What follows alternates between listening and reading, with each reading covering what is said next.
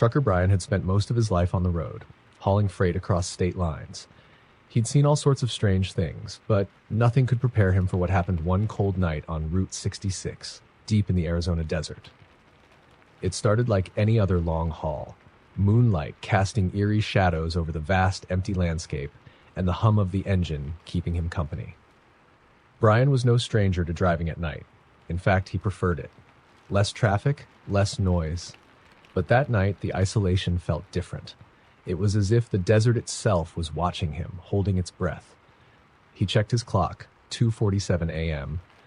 His eyelids were heavy, but he had to make it another 100 miles to the next rest stop. The only light besides his headlights was the faint glow of the moon, just a thin crescent. He turned up the radio, hoping the static-filled country music would help keep him awake. Suddenly, the radio cut out, replaced by a loud, screeching noise. Brian jumped in his seat, his hand instinctively reaching for the dial. He twisted the knob back and forth, but the noise only grew louder. Then, just as abruptly as it started, it stopped. The silence that followed was deafening. Brian let out a shaky breath, laughing nervously at himself. "You're just tired," he muttered. He was about to reach for his coffee when he saw it. A figure standing on the side of the road. He hit the brakes, the truck coming to a screeching halt. The figure didn't move, just stood there, staring at him. It was a woman, dressed in an old-fashioned white nightgown that billowed in the wind. Her long, dark hair obscured her face. Brian's heart raced. What was a woman doing out here in the middle of nowhere at this hour? He rolled down his window, leaning out cautiously. "Ma'am, are you okay?" he called out. The woman didn't respond. She lifted her head slightly, enough for Brian to see her pale, almost translucent skin. Her eyes, hollow and dark, locked onto his. A chill ran down his spine. He'd seen hitchhikers before, but there was something deeply unsettling about her. "Do you need a ride?" he asked, his voice shaky. He immediately regretted it.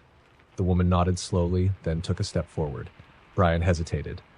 Everything in his gut told him to drive away, but he couldn't just leave her out here. He unlocked the passenger door, and she climbed in without a word. The air inside the cab grew cold, and Brian shivered. He glanced at the woman, but she was staring straight ahead, her face blank and emotionless. He cleared his throat. "Where are you headed?" She didn't answer. Brian's fingers tightened around the steering wheel. "Look, if you need help, I can take you to the next town." Finally, she turned to him, her eyes locking onto his once more. "Just drive," she whispered, her voice barely audible, yet it felt like it was echoing inside his head. Brian put the truck in gear and started driving. The silence between them was suffocating. He tried to focus on the road, but he could feel her eyes on him, watching his every move. He stole a glance at her, and his blood ran cold. Her face had changed. The once hollow eyes were now wide, almost bulging, and her mouth was stretched into an unnatural, toothy grin. He slammed the brakes, the truck skidding to a stop. "What the hell is going on?" he shouted, his heart pounding against his chest. The woman slowly tilted her head, her grin widening. "You shouldn't have stopped," she hissed. Her voice was no longer a whisper. It was deep, guttural. Brian's instincts screamed at him to run. He flung open his door, but as he did, he felt an icy hand grip his arm. He looked back to see the woman's face inches from his own.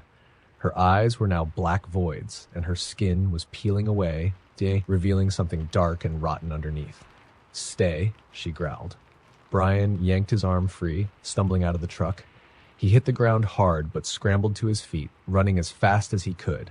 He didn't dare look back. His breaths were ragged, the cold desert air burning his lungs. He could hear footsteps behind him, slow and deliberate, but he kept running. He didn't stop until he saw the faint lights of a diner up ahead. He burst through the door, panting and wild-eyed. The few people inside turned to stare at him. "You okay, buddy?" the waitress asked, her brow furrowed in concern. Brian struggled to catch his breath. There's a woman out on the road," he stammered. The waitress exchanged a look with the trucker sitting at the counter. "What did she look like?" Brian described her white nightgown, long dark hair, and the way her face had changed. The trucker set down his coffee cup, his expression grave. "You've seen her too," he said quietly. Brian blinked. "What do you mean?" The trucker sighed. "We call her the Lady of Route 66. She's been seen by truckers for decades. They say she's a spirit trapped on the road after she was killed in a car crash back in the 60s. People who pick her up They don't make it far. Brian's heart skipped a beat. But I got away, he said, his voice trembling. The trucker shook his head slowly. No one gets away, son. If she chose you, it's only a matter of time. Brian's stomach dropped. He turned to look out the window and his blood turned to ice. Standing just outside, illuminated by the neon diner sign, was the woman. She was smiling, her black eyes fixed on him. Brian backed away from the window, his hands shaking. She's here, he whispered. The trucker's face paled. You need to leave. Now. Without thinking, Brian sprinted out the back door, making his way to his truck. He jumped inside, locking the doors. His hands fumbled with the keys, his vision blurred by panic. Finally, he started the engine and floored it, not daring to look back. As he sped down the highway, the radio crackled back to life. It wasn't music, though. It was laughter. Cold, mocking laughter. Brian's hands tightened on the wheel, his knuckles white. He glanced in the rearview mirror, and there she was, sitting in the back seat, her grin wider than ever. You can't escape me, she whispered. Brian screamed, swerving off the road. The truck flipped, metal screeching as it skidded across the pavement. When everything finally stopped, the world went quiet. The next morning, a passing driver spotted the wreckage and called the police. They found Brian slumped over the steering wheel, unconscious but alive. When he woke up in the hospital, he couldn't speak. The nurses said he was in shock, but Brian knew better. He couldn't get the image of her face out of his mind. To this day, he never drives at night. He quit trucking altogether. But every once in a while, when he's alone in the dark, he hears it. That same cold, mocking laughter, reminding him that she's still out there waiting for the next trucker who dares to stop. The road stretched out like a black ribbon under the starless sky, its edges swallowed by the darkness of the dense forest that flanked it. Trucker Jeff had been driving for almost 14 hours, and the fatigue was hitting him hard. He rubbed his eyes, taking a swig of stale coffee from his thermos. The radio played low, static-laced country music, a thin comfort in the emptiness of the Oregon wilderness.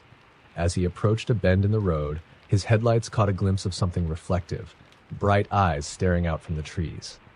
He slowed the truck, squinting to get a better look. A deer, maybe? But when he rounded the curve, the figure stepped out onto the road. It was a man, covered in dirt and wearing ragged clothes, his face pale under the harsh beam of the headlights. Jeff's heart raced. He slammed on the brakes, his truck screeching to a halt just feet from the man.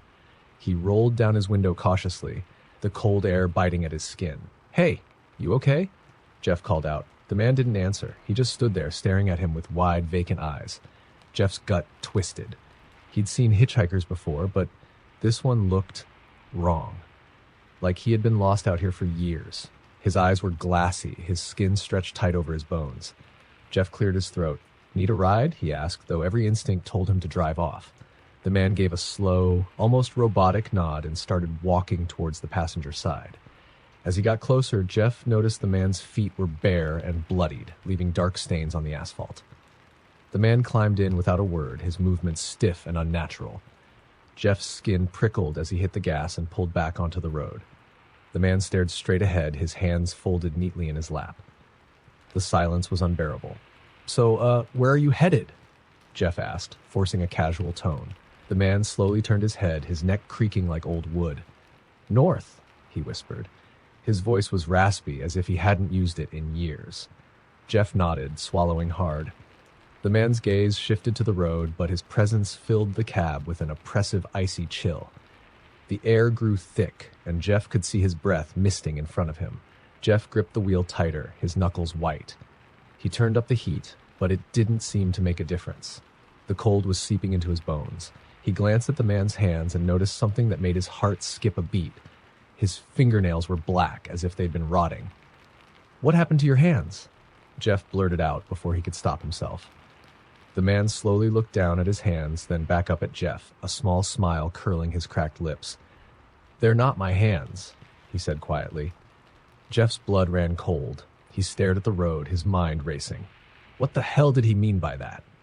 He didn't want to ask, but his curiosity got the better of him. Whose hands are they, then? The man didn't respond immediately. Instead, he reached over and touched the dashboard. Where his fingers brushed, the plastic seemed to warp and blacken, as if it were being burned.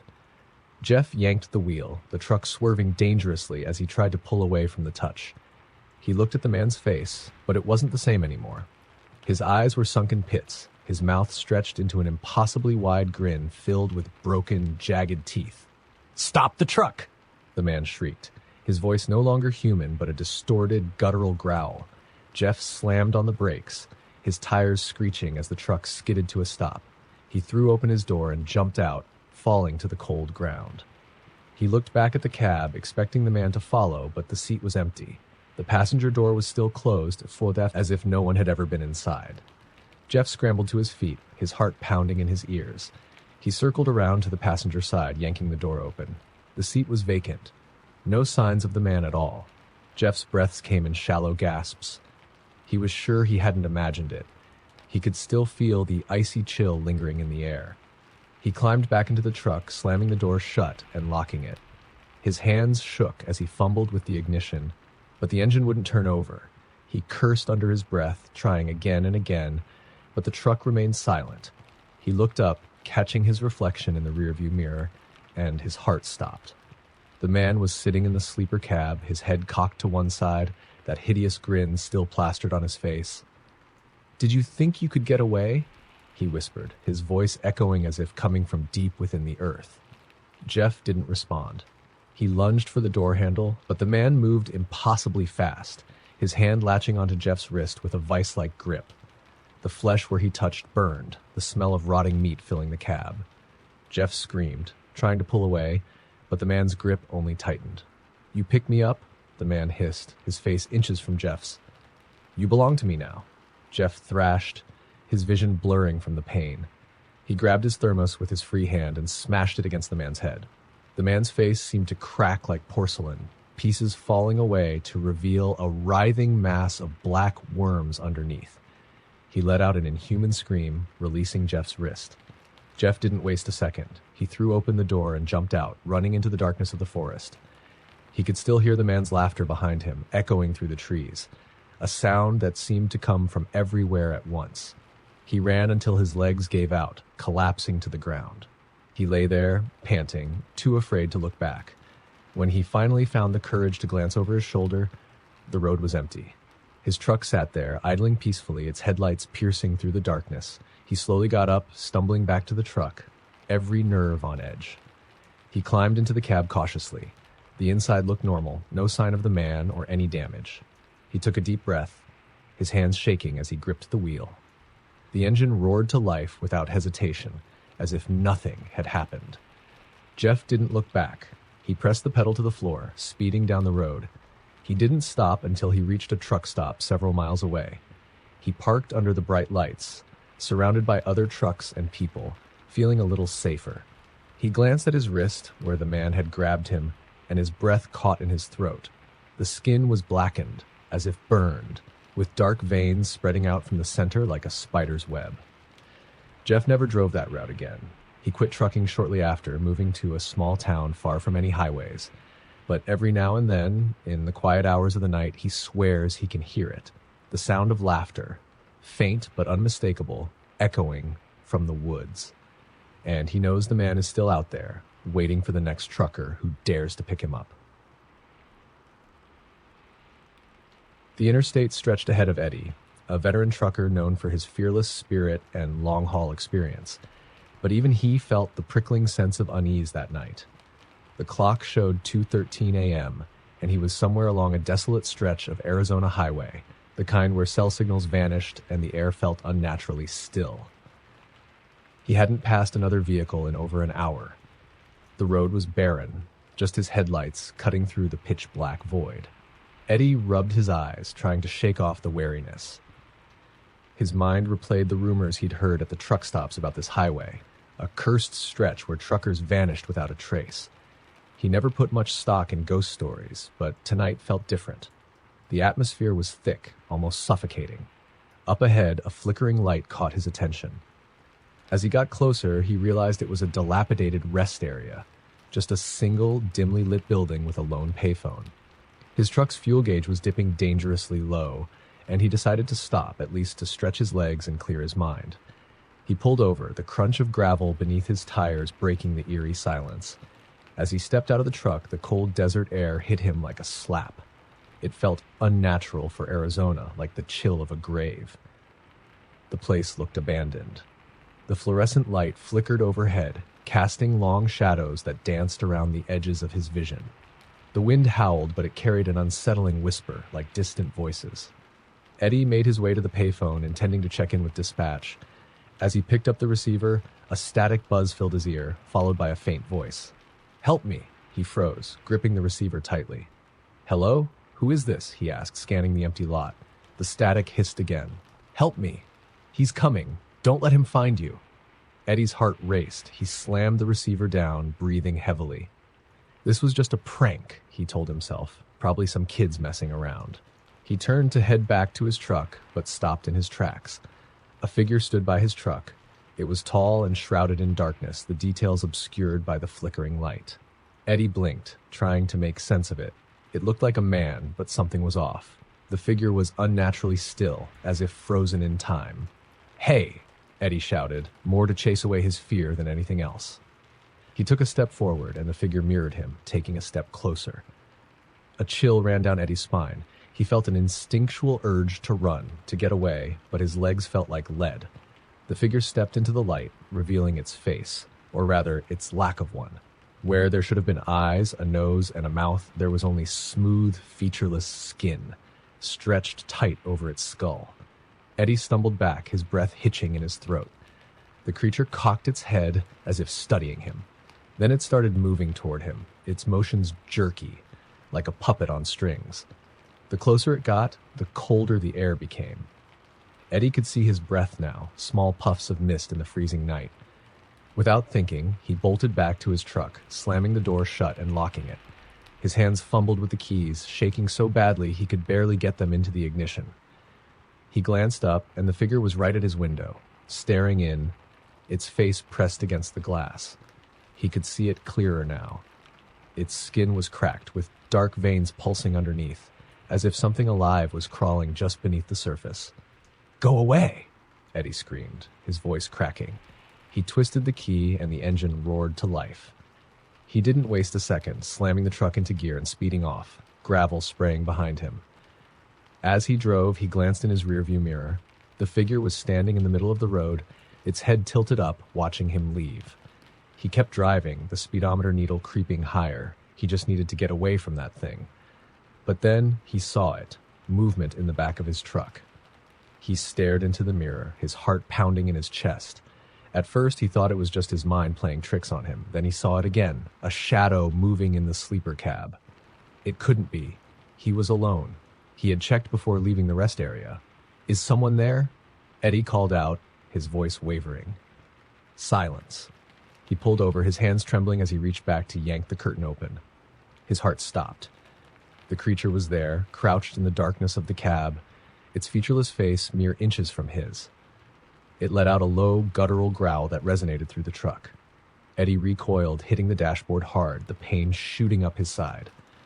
The creature lunged forward, but Eddie's survival instinct kicked in. He slammed his foot on the gas, the truck lurching forward. The creature lost its balance and was thrown back. Eddie swerved wildly, trying to throw it off, but it held on, its fingers digging into the seats with an unnatural strength.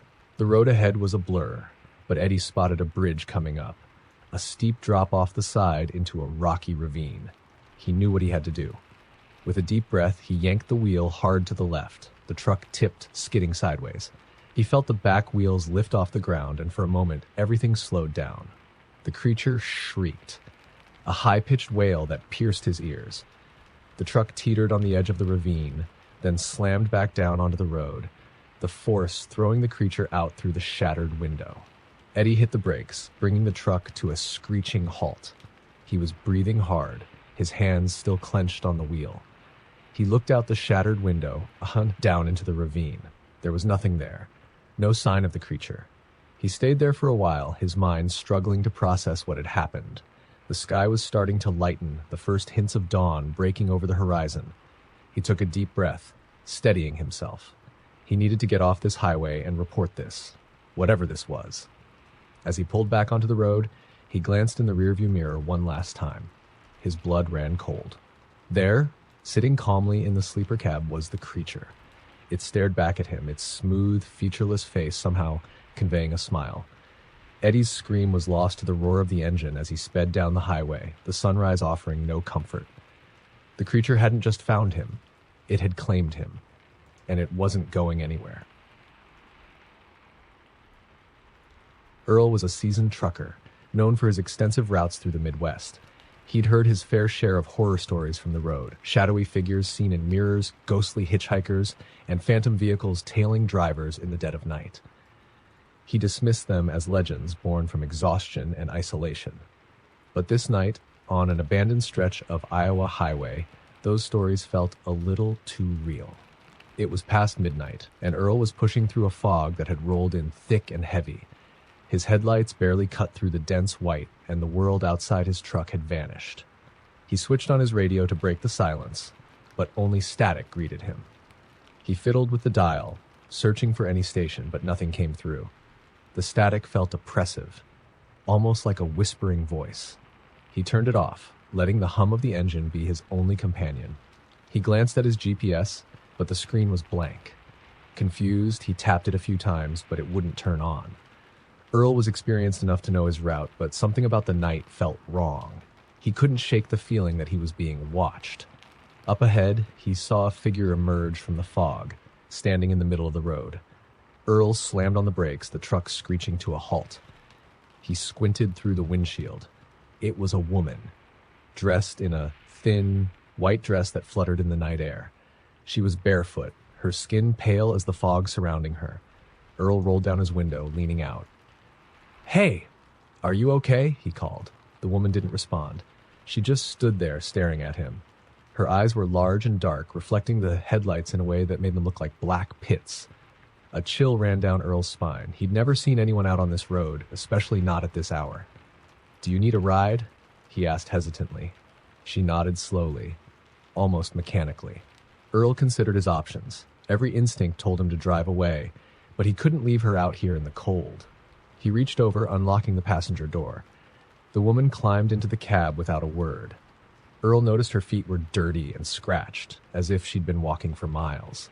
She didn't make eye contact, just stared straight ahead, her hands resting stiffly on her lap. Earl tried to shake off his unease. "Where are you headed?" She turned her head slowly to face him. "Just drive," she whispered. Earl shivered at the sound of her voice. It was faint, almost like a breeze through dead leaves. He nodded and pulled back onto the road. The fog seemed to close in tighter around them, the visibility worsening.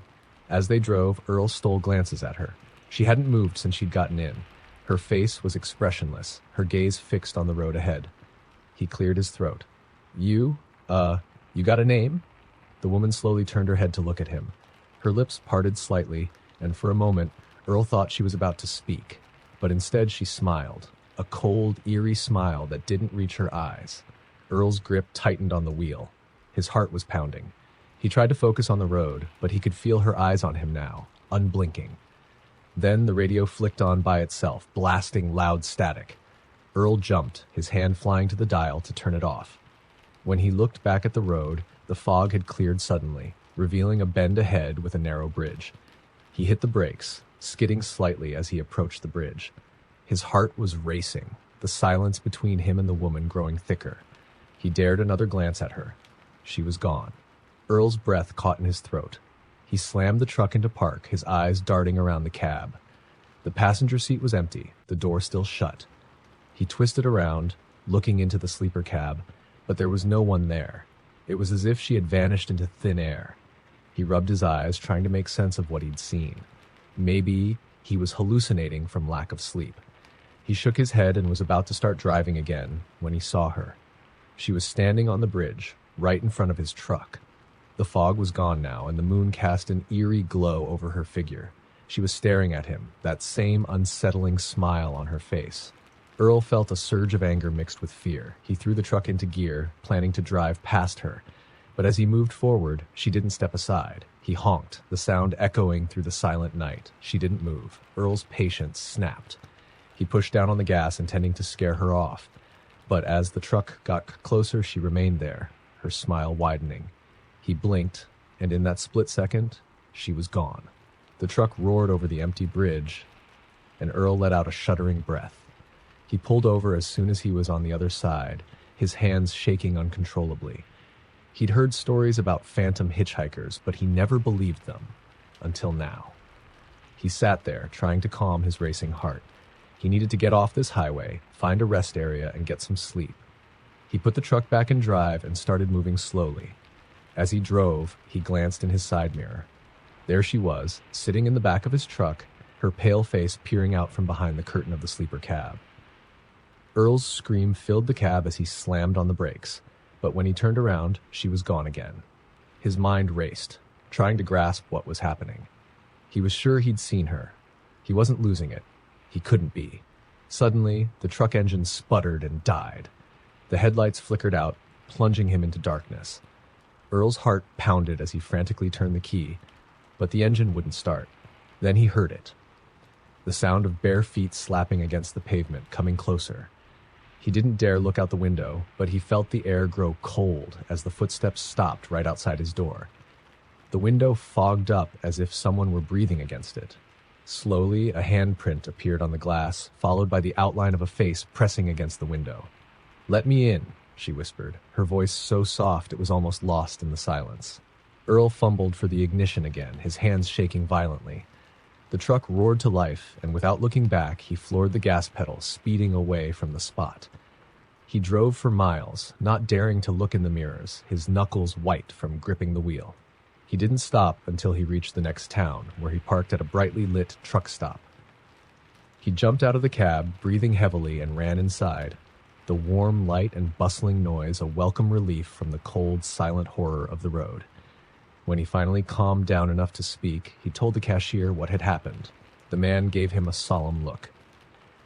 "You're not the first trucker to see her," he said quietly. "They say she was a hitchhiker who died on that bridge years ago. Some say she's looking for a ride home. Others, well, they say she's looking for revenge." Earl didn't finish his route that night. He quit the job the next morning, vowing never to drive that stretch of highway again. But sometimes, late at night when he's alone, he still hears the faint whisper in his ear, "Let me in." Jake was a long-haul trucker who thrived on late-night drives. The solitude of the open road suited him, and he liked the rhythm of the engine humming in the background. He'd often laugh off the ghost stories other truckers shared at rest stops, dismissing them as fabrications born of loneliness. That is, until he experienced something he couldn't explain on a route he had never taken before, a desolate stretch known as Dead Man's Pass. It was a stormy night, and Jake was on his way to make a midnight delivery. The rain pounded against his windshield in sheets, making visibility almost impossible. His wipers struggled to keep up, barely clearing the water away before another wave splashed across the glass.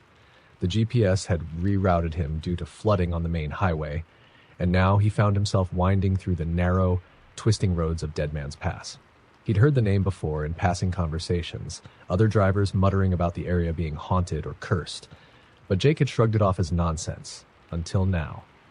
As he drove, he noticed a flickering light in his rearview mirror. He squinted, trying to make it out through the rain.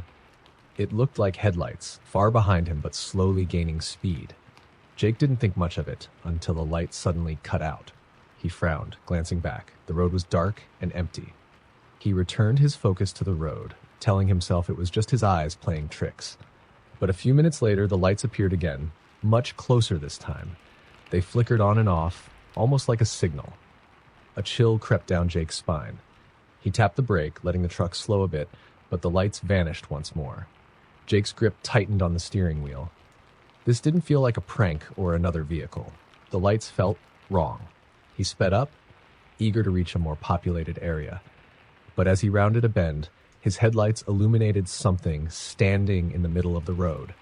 A figure cloaked in shadows, barely visible through the rain.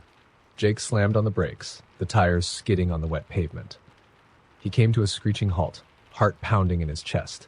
He peered through the windshield, trying to make out what was in front of him. It was a man, or at least it looked like one, dressed in an old, torn coat. The figure didn't move, just stood there, staring at him with dark, hollow eyes. Jake leaned out the window, rain soaking his face. "Hey, you all right?" he called out. The man didn't respond. Instead, he slowly lifted a hand and pointed to the side of the road. Jake followed the direction of the pointing finger and saw it, a small abandoned gas station, its neon sign flickering weakly in the storm. Jake looked back at the man, but he was gone, vanished. He blinked, wiping the rain from his eyes, and scanned the area. There was no sign of anyone. He hadn't seen the figure move, hadn't heard footsteps, nothing. He took a deep breath, telling himself he was just seeing things in the rain and darkness. Maybe he was more tired than he realized. Curiosity got the better of him. He slowly pulled into the gas station's lot, the old truck rattling over the gravel. The place looked deserted, like it hadn't been operational in years. The pumps were rusted, the windows dark and shattered. He thought about just driving on, but something compelled him to stop.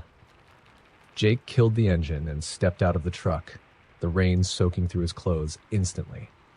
He approached the gas station's front door, which hung slightly ajar. The wind blew it open with a creak.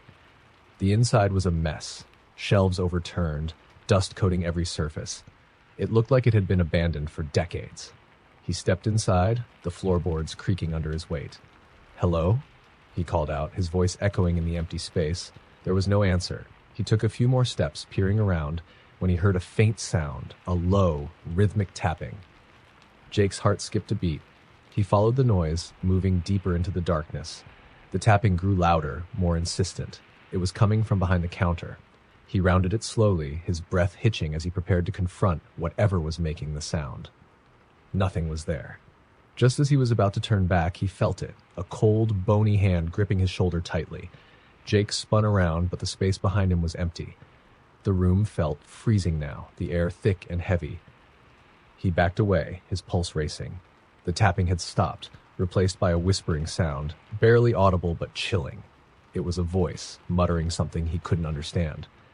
Without another thought, he bolted for the exit, slamming the door behind him as he ran back to his truck. He jumped in, locked the doors, and started the engine. The truck roared to life, and he floored the gas, desperate to get as far away as possible. As he sped down the road, he glanced in his rearview mirror one last time. The gas station was still visible in the distance, its neon sign blinking in the rain. And there, standing under the flickering light, was the figure of the man from the road, staring after him, his eyes two glowing orbs in the darkness. Jake didn't stop driving until he reached a crowded truck stop hours later. He stumbled out of his cab, shaking and drenched, and made his way inside. He must have looked like a madman, but he didn't care. He needed to see other people, to hear voices, to feel grounded in reality. He took a seat at the counter, ordering a coffee with hands that trembled. The waitress gave him a concerned look. "You okay, hon? You look like you've seen a ghost." Jake forced a smile. "Something like that," he muttered, taking a long gulp of the hot coffee. Another trucker sitting nearby overheard and leaned over. "Where you coming from?" "Dead Man's Pass," Jake replied, his voice hoarse. The trucker's face went pale. "You took that route tonight? In this weather?" Jake nodded slowly. The trucker shook his head, crossing himself. "You're lucky to be here, friend. Most folks who see that old gas station don't make it out. They say the station burned down decades ago, with the owner inside. He was looking for a ride, but no one stopped. Now he stands on the road, waiting for someone to give him the lift he never got in life." Jake felt his stomach drop, the coffee cup slipping from his grasp and shattering on the floor.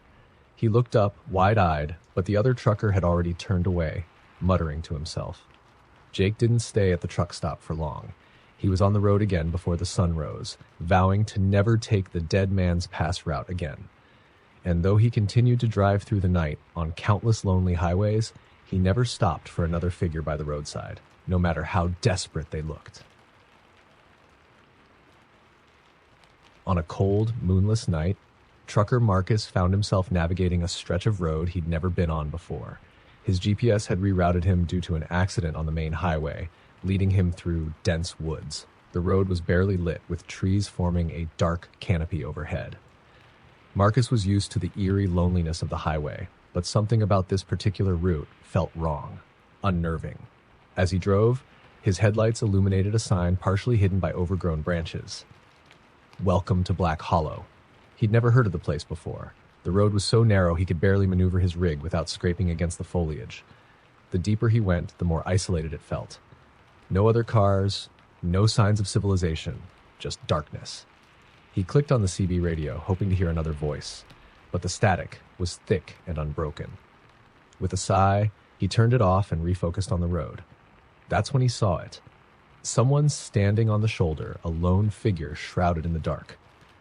Marcus's instincts screamed to keep driving, but something compelled him to slow down. The figure came into view, illuminated by his headlights. It was a woman, drenched from the light drizzle that had begun to fall. She was wearing a white dress, her hair hanging in wet strands over her face. She looked like she'd been walking for miles. Marcus rolled down the window slightly, hesitating before calling out, "Hey, you okay? Need a lift?" The woman didn't answer immediately. She simply looked up, her face partially obscured. Then, without a word, she opened the passenger door and climbed into the cab. The air inside the truck instantly turned cold, and Marcus shivered despite himself. "You need help getting somewhere?" he asked, trying to keep his voice steady. He glanced over at her, but she was staring straight ahead, silent and still. After a few moments, she finally spoke, her voice barely above a whisper. "I need to go home. Just keep driving." He nodded, the hair on the back of his neck standing up. He wasn't sure why he didn't press for more information. There was something off about her, but he couldn't quite put his finger on it. Maybe it was the way her clothes seemed out of place, like they belonged to another era. Or maybe it was the sense of dread he couldn't shake. They drove in silence for miles. The rain started to pick up, pounding against the roof of the cab. Every now and then Marcus glanced over, but she never moved, her gaze locked on the road ahead. He wanted to ask more, but the words caught in his throat. Instead, he turned the radio back on, hoping the sound would break the tension. The moment the static-filled music began to play, the woman's head snapped to the side, and she stared at him with wide, hollow eyes. "Turn it off," she whispered. He quickly complied, the fear now gnawing at him. His hands were shaking on the wheel, and the temperature in the cab felt like it had dropped even more. He tried to keep his eyes on the road, but the urge to look at her was overwhelming. He gave in and glanced over again. She was gone. The passenger seat was empty. The door was still locked, and there was no way she could have opened it without him noticing. He slammed on the brakes, the truck skidding to a halt. His heart was pounding as he looked around, searching the dark forest outside. Nothing. Just the rain-soaked road and the shadows of trees. Marcus took a deep breath, trying to calm himself. "I must be more tired than I thought," he muttered, rubbing his eyes. He was about to start driving again when he noticed something in the rearview mirror. A face, her face. She was in the back of the cab, staring at him through the small opening. Her expression was twisted in a mix of sorrow and rage, her eyes dark and empty.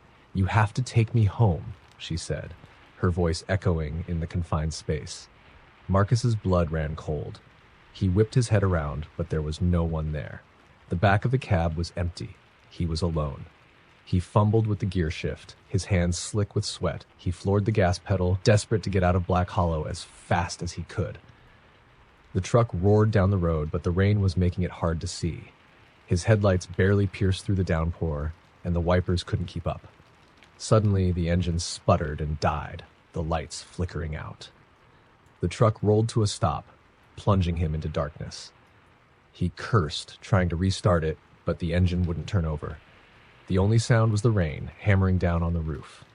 Then he heard it, a soft tapping, like fingers drumming against glass. He froze, his breath hitching. The sound was coming from the passenger window. Slowly he turned his head. The woman was outside, her face pressed against the glass, her eyes wide and staring at him. Her mouth was moving, but no sound was coming out. Marcus could see her lips forming the same words over and over. "Take me home."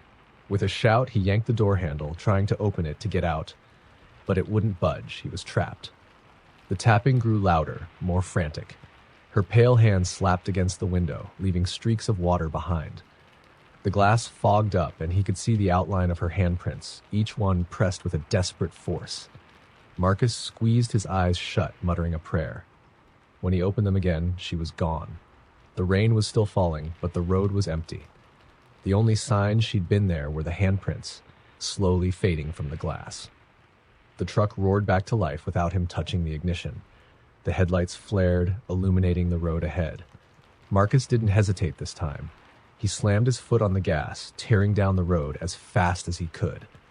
It wasn't until he reached the main highway that he dared to slow down. He pulled into a rest area, his hands still shaking. He sat there for a long time, breathing hard, trying to make sense of what had happened. Eventually, he noticed something on the passenger seat, something that hadn't been there before. It was a photograph, old and faded. It showed a young woman standing in front of a house, smiling brightly. It was the same woman he had picked up. On the back of the photo, scrawled in messy handwriting, were the words, Black Hollow, 1952. He asked around about Black Hollow the next day, but no one could give him a straight answer. Most truckers just shook their heads, telling him to stay away from that area. One old-timer leaned in close when Marcus mentioned the woman. "They say she's been trying to get home for decades," he whispered. "No one knows where she's from or what happened to her, but those who see her, they never forget." Marcus never drove through Black Hollow again. He couldn't shake the feeling that the woman was still out there, wandering the dark roads, searching for someone to take her home. And he knew, deep down, that if he ever did see her again, he might not be so lucky next time. It was nearly midnight when Jared, a seasoned trucker, pulled into a small, desolate rest stop along an old, forgotten highway in Wyoming. He was exhausted after hours on the road and needed a break. The rest stop was eerie, shrouded in darkness, except for a single flickering streetlight casting long shadows. It felt abandoned. No other trucks or cars were in sight. He figured it was a perfect place for a nap before continuing his journey. Jared parked his truck, switched off the engine, and reclined his seat, preparing for a short sleep. The silence was deafening, broken only by the occasional rustle of wind through the trees. He was just about to close his eyes when he noticed a movement in his rearview mirror. A figure was walking towards his truck from the edge of the rest stop, emerging from the shadows. At first, it was too dark to see clearly, but as it got closer, Jared could make out the shape of a man. The figure was tall, wearing a tattered jacket with a hood pulled low over his face. He seemed to be limping, dragging one leg awkwardly as he approached. Jared felt a wave of unease. He rolled down his window a crack and watched the man shuffle closer. The figure stopped about 10 feet from the truck, just outside the reach of the streetlight's glow. "Hey there," Jared called out. "You need some help?" The man didn't respond. He just stood there, head tilted slightly, as if studying Jared.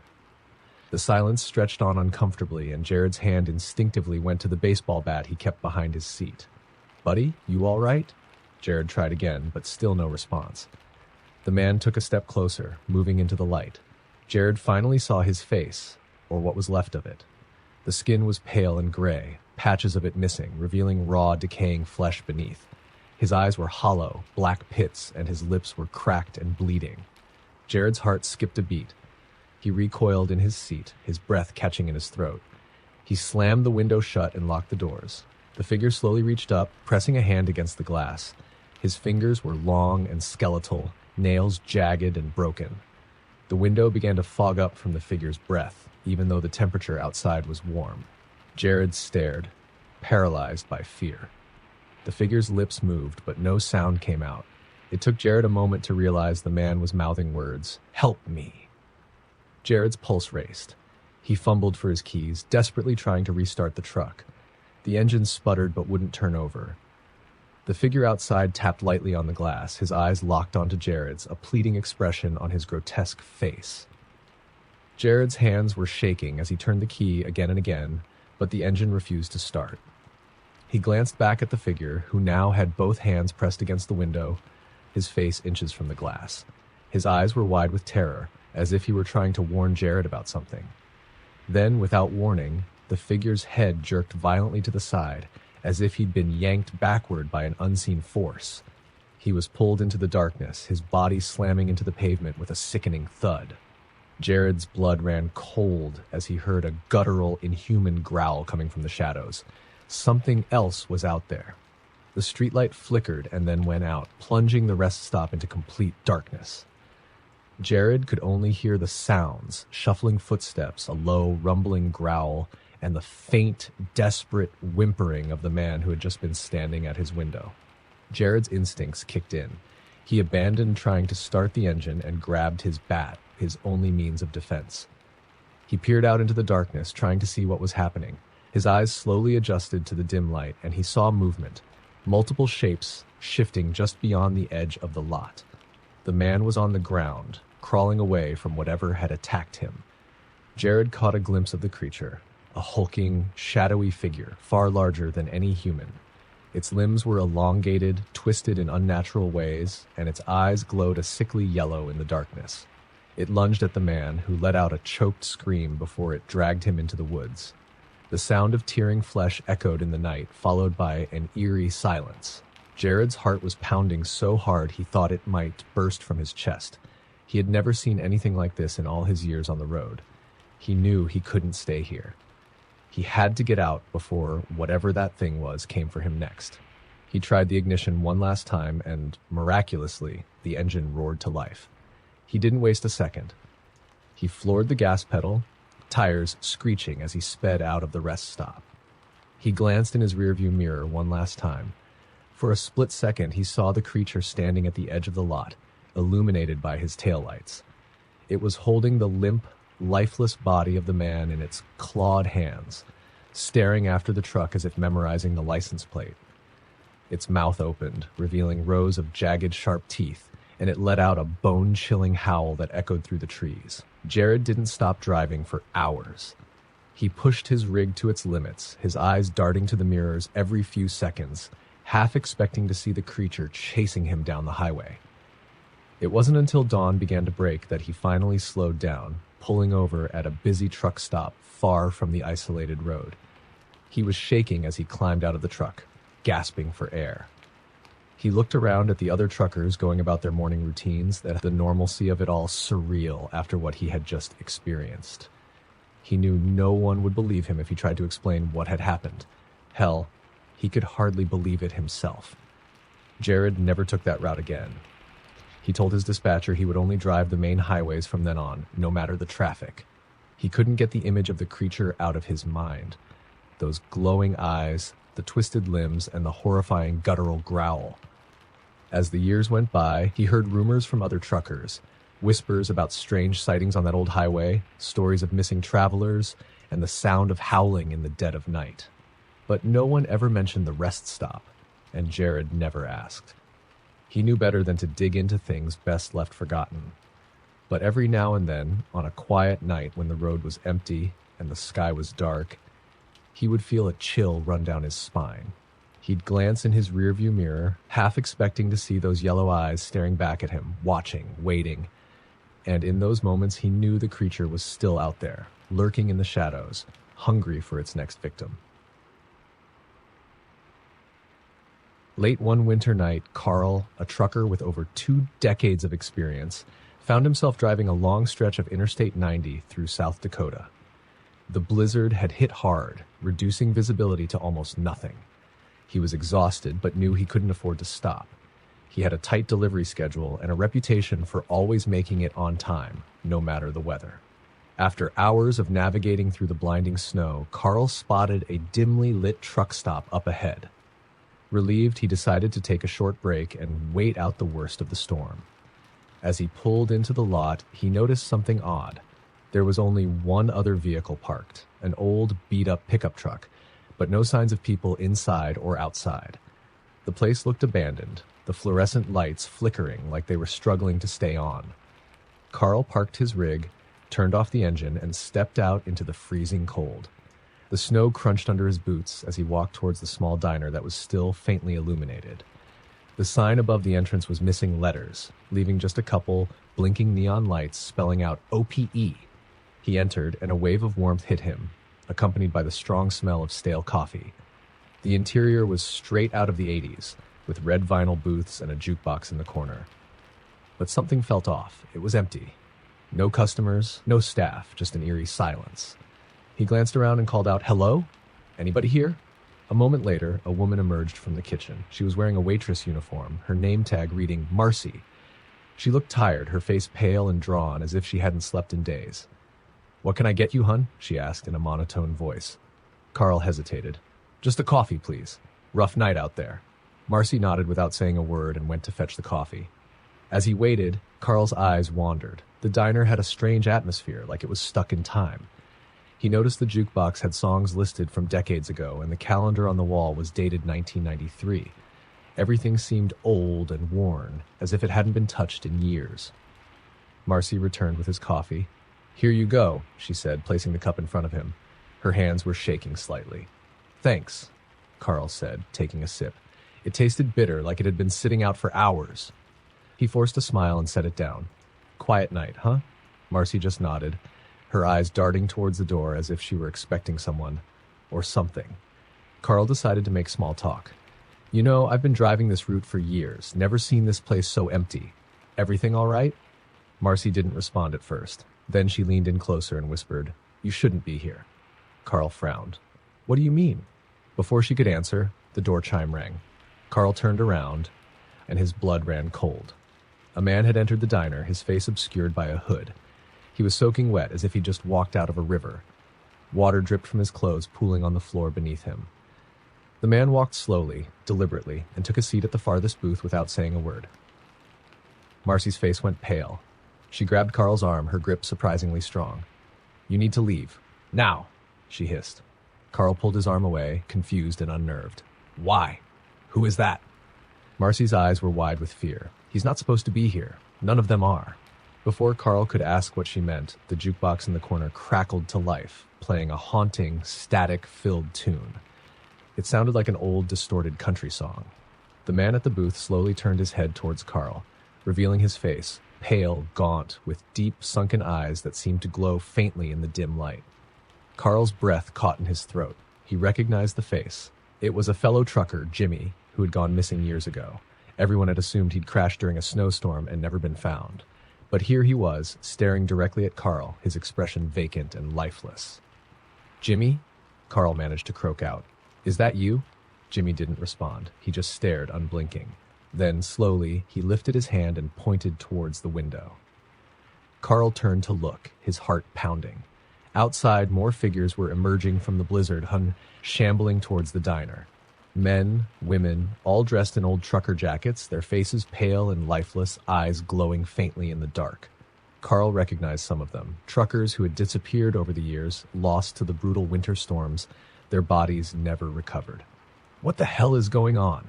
Carl shouted, turning back to Marcy. She was crying now, tears streaming down her face. "They're trapped," she whispered, "trapped between worlds. They come here, looking for a way out, but there is no way out." The door to the diner burst open, and the figures started pouring in, filling the booths, the counters, the aisles. The air grew cold, and Carl could see his breath misting in front of him. The jukebox blared louder, the distorted music filling the room. Carl backed away, terrified. "I need to leave," he muttered, stumbling towards the door. But as he reached it, one of the figures grabbed his arm. It was Jimmy. His grip was ice cold, like a vice. "You can't leave," Jimmy said in a low, hollow voice. "You're one of us now." Carl yanked his arm free and bolted out the door, not stopping to look back. He ran to his truck, jumped inside, and fired up the engine. It roared to life, and he floored the gas pedal, speeding out of the lot without a second glance. In his rearview mirror, he saw the diner fading into the distance, the figures standing at the entrance, watching him leave. The flickering lights of the sign dimmed and then went out completely, plunging the place into darkness. Carl didn't stop driving until he reached the next town, hours later.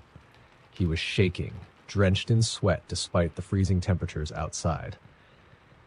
He pulled into a crowded truck stop, surrounded by the comforting presence of other drivers and their rigs.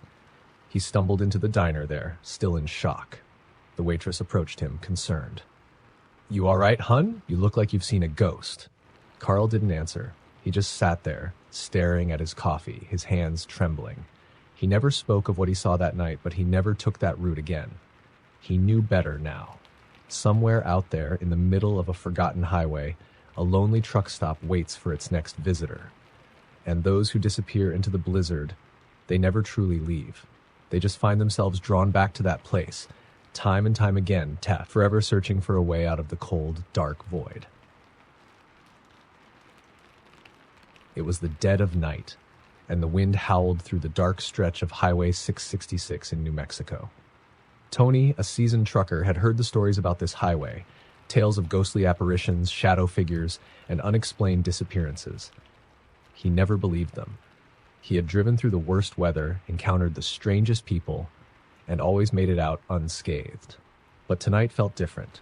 The moon was a thin sliver in the sky, offering little light. The only illumination came from Tony's headlights, slicing through the darkness. The road was desolate, not another vehicle in sight. He glanced at the clock on the dashboard. It was just after 2 a.m. He turned up the radio to drown out the unsettling silence, but it only hissed with static. With a frustrated sigh, he switched it off, leaving him alone with his thoughts and the hum of the engine. As he drove, he noticed something odd up ahead. A figure was standing in the middle of the road, waving its arms. Tony squinted, slowing down.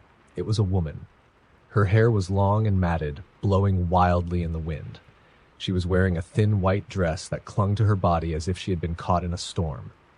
But it hadn't rained tonight. He pulled over cautiously, lowering his window. "Ma'am, are you all right?" he called out. The woman approached, her movements slow and deliberate. As she got closer, Tony felt a chill run down his spine. Her skin was pale, almost translucent, and her eyes were wide with fear. "Please," she whispered, "help me. I need to get out of here." Tony hesitated. Every instinct told him to drive away, but he couldn't leave her out here in the middle of nowhere. "All right, get in," he said, unlocking the door. She climbed into the passenger seat, her hands shaking. Tony noticed her feet were bare, covered in cuts and dirt. He swallowed hard, trying to ignore the sense of dread creeping up his spine. "Where are you headed?" he asked, trying to keep his voice steady. Just drive," she muttered, her voice barely audible. "Please." Tony put the truck in gear and pulled back onto the road. The woman didn't say another word, staring straight ahead with a haunted look in her eyes. Tony kept glancing at her, his curiosity burning. "What happened? Were you in an accident?" She turned to look at him, her expression filled with terror. "They're coming," she whispered. Tony's grip tightened on the wheel. "Who's coming?" Before she could answer, the temperature inside the cab plummeted. Tony could see his breath clouding in the air. The radio crackled to life again, but this time it wasn't static. A distorted voice echoed through the speakers, whispering words he couldn't understand. The woman started to cry, her sobs quiet but filled with despair. "It's too late," she said. "They're here." Tony's heart pounded in his chest. He looked in the rearview mirror and froze. There was a car behind them, its headlights off, just a pair of glowing red lights in the darkness. It was keeping pace with his truck, despite him going well over 60 miles per hour. "What the hell?" he muttered, pressing harder on the gas. But the car behind them didn't fall back. Instead, it drew closer, the red lights flickering like eyes. The woman grabbed his arm, her grip icy cold. "You can't outrun them," she said, her voice barely above a whisper. "They want me, and they'll take you too if you don't stop." Tony's mind raced. He had heard stories of phantom vehicles on this highway, tales of people being chased by ghostly cars that vanished without a trace.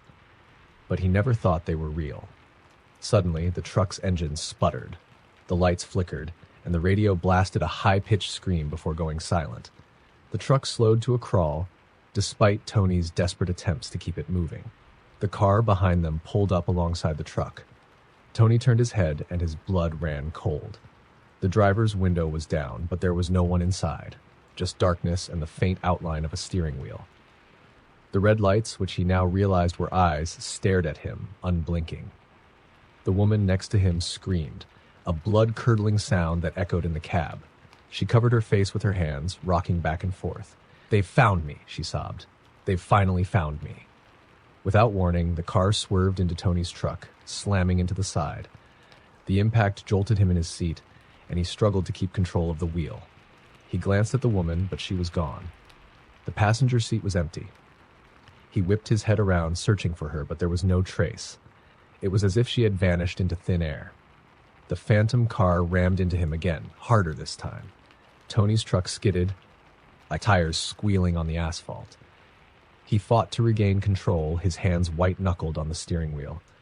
Then, just as suddenly as it appeared, the phantom car veered off into the darkness, its red eyes fading into the void. The truck's engine roared back to life, the lights flickering back on.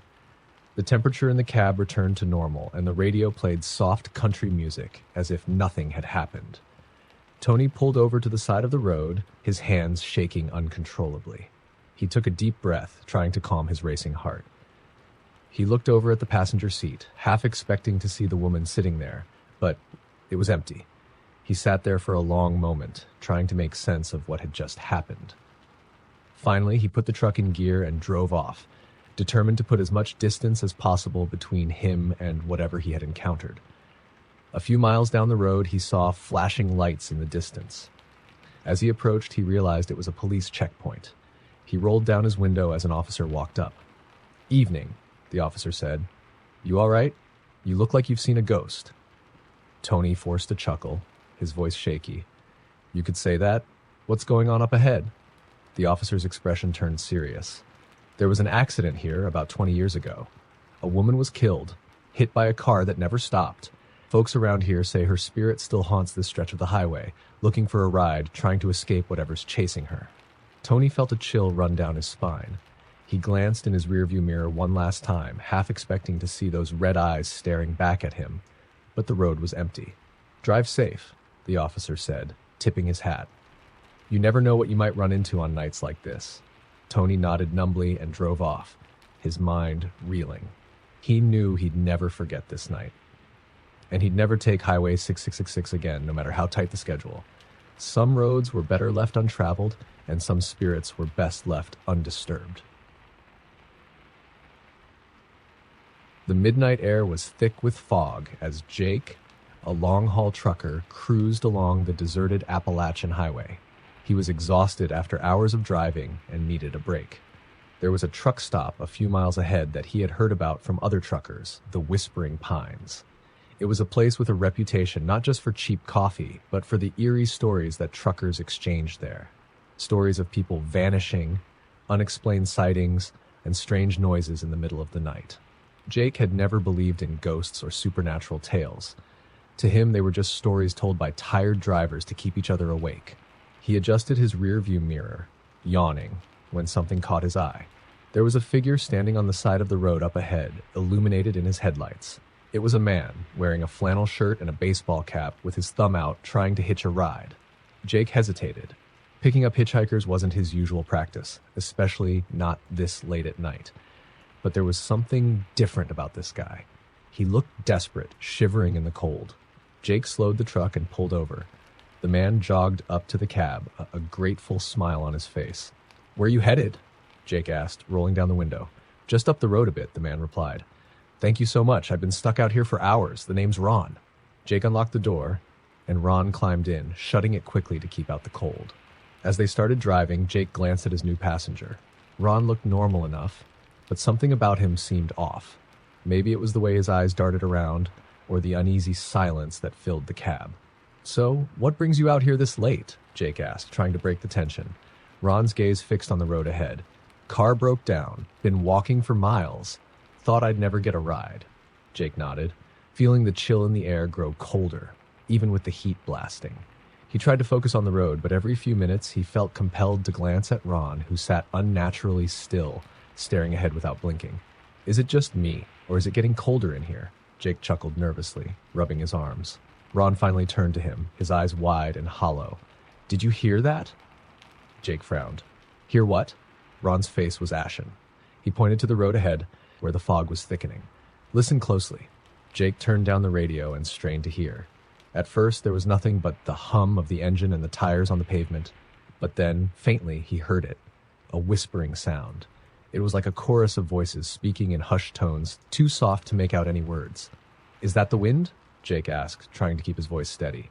Ron shook his head slowly. "No, that's not the wind. You've entered their territory." Jake's heart skipped a beat. "Whose territory?" "The Whisperers," Ron said, his voice barely a whisper itself. "They live in the fog. They come for those who are lost, who are alone. They feed off fear." Jake felt a shiver run down his spine. He wanted to laugh it off, to call Ron crazy, but the whispers were getting louder.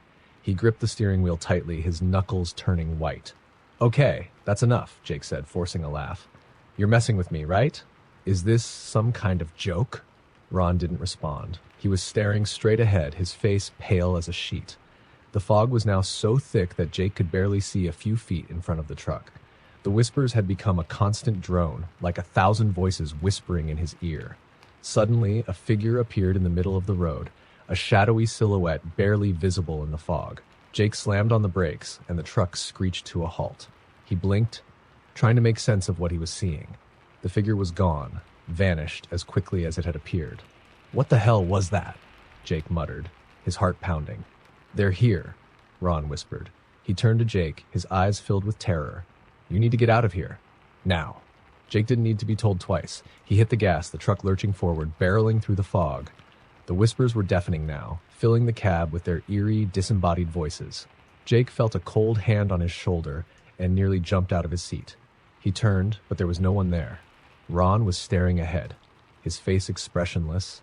"What the hell is going on?" Jake shouted, his voice cracking. "They've found us," Ron said. "They've been looking for a new soul." Jake's blood ran cold. He glanced in the rearview mirror and froze. There were people standing on the road behind them, their faces twisted in anguish, their mouths open in silent screams. Their eyes were black voids, staring directly at him. "Go faster!" Ron screamed. Jake floored it, the truck roaring down the highway. The whispers turned into wails echoing inside his head. He could see shadowy figures flitting through the fog, keeping pace with the truck. He could feel their cold breath on his neck, their icy fingers brushing against his skin. Suddenly, the fog began to lift and the whispers faded. The road ahead was clear and the moonlight shone down, like bathing everything in a silver glow. Jake let out a breath he didn't realize he had been holding. He glanced over at Ron, but the passenger seat was empty. Jake slammed on the brakes, the truck skidding to a halt. He looked around frantically, but there was no sign of his hitchhiker. It was as if he had never been there. Jake sat there, his hands shaking, his mind racing. He took a deep breath and grabbed his phone, dialing the truck stop ahead. A gruff voice answered. "Whispering Pines truck stop. How can I help you?" "Hey, this is gonna sound crazy, but I just picked up a hitchhiker named Ron. He just vanished. You ever hear of anything like that?" Jake asked, his voice trembling. There was a long silence on the other end. Finally, the voice spoke, quieter this time. "Ron, you say?" "Yeah, flannel shirt, baseball cap," Jake described. The man on the other end took a deep breath. "You're not the first trucker to pick up Ron," he said slowly. "He was a trucker too, years ago. Broke down in the fog one night. They found his rig, but his body was never recovered. Some say he's still trying to make his last haul, warning others before it's too late." Jake felt his blood turn to ice. He looked at the empty seat beside him, the faint imprint of a man's weight still visible. He slowly put the truck back in gear and drove off, leaving the whispering pines and the haunted stretch of highway behind. As he glanced in his rearview mirror one last time, he saw a shadowy figure standing on the side of the road, its hand raised, thumb out, looking for another ride. There's a certain kind of loneliness out on the open road that most people can't understand. For Marcus, a seasoned trucker with 15 years of hauling under his belt, that solitude was part of the job.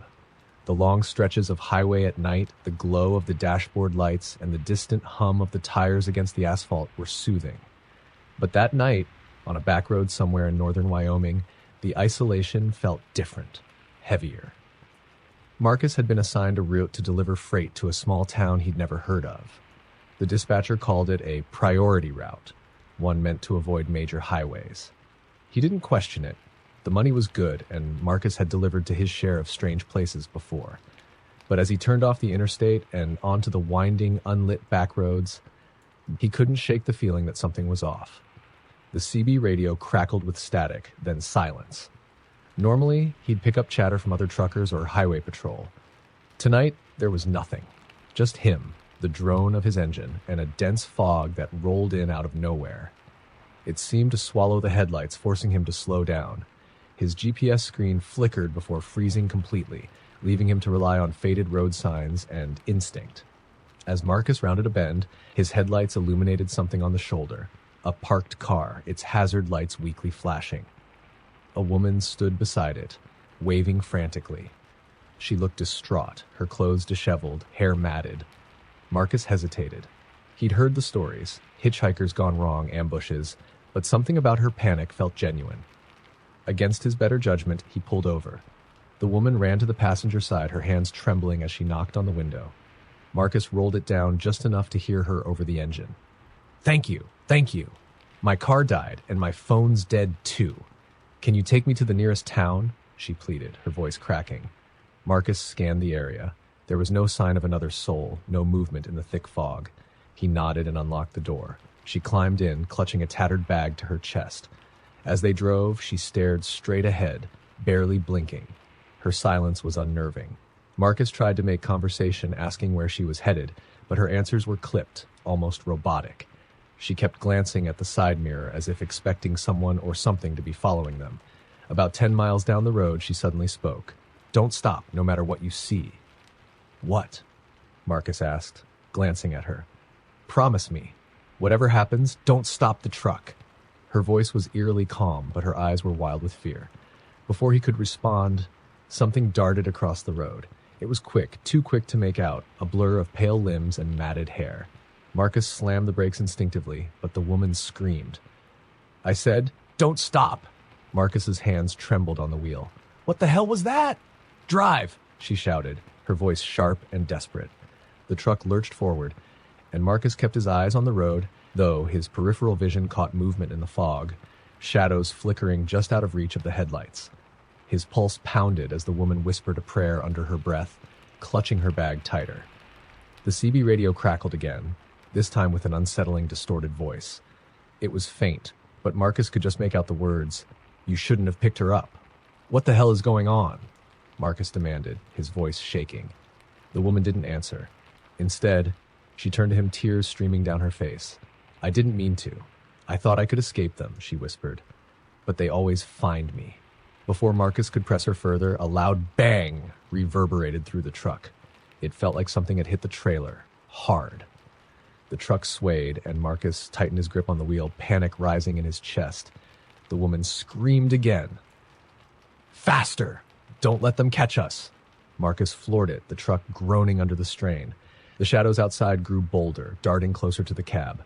One slammed against the driver's side window, and Marcus caught a glimpse of its face. Twisted, inhuman, with hollow black eyes and a mouth that stretched far too wide. He shouted in terror, jerking the wheel. "Keep going!" the woman shrieked. The road ahead seemed endless, the fog thicker than ever. The truck was now shaking violently, as though something, or several somethings, were climbing onto the trailer. The CB radio erupted into a cacophony of voices, laughing, screaming, whispering. Marcus could barely hear his own thoughts over the chaos. And then, just as suddenly as it had begun, it stopped. The fog lifted, revealing a quiet stretch of road.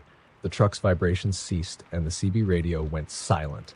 Marcus slowed down, his breaths coming in ragged gasps. He turned to the passenger seat, but it was empty. The woman and her tattered bag were gone. Marcus pulled over, his hands shaking as he checked the cab and the trailer. There was no sign of her, no damage, no evidence that anything had happened. But as he climbed back into the truck, he noticed something carved into the dashboard. Letters scratched deep into the plastic. "Don't stop." Marcus never took another back road assignment again. But sometimes on long hauls at night, he'd hear faint whispers crackling through the CB radio, or see a flicker of movement in his side mirrors. And he'd remember the woman's warning etched permanently in his mind, and his truck.